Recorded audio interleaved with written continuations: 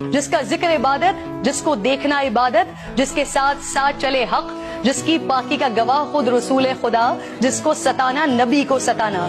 جس کے جود و سخا پر آیت گواہ، جس کی طہارت کا اعلان حدیث قصہ، جس نے حالت رکوع میں کی زکات ادا، جو شب ہجرت تلواروں تلے سو گیا، جس پر ہو میری جان فدا، وہ ہے میرا مشکل کشا، میرا مولا علی۔ آج 13 رجب المرجب،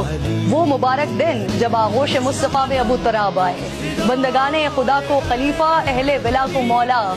ید اللہ، من اللہ، عین اللہ، وجہ اللہ، لسان اللہ، اسد اللہ، فاتح خیبر، حیدر کرار، باطل کے لیے تھا جو شعلہ بار، امیر المومنین، امام المتقین، ریاست مدینہ کے چوتھے خلیفہ۔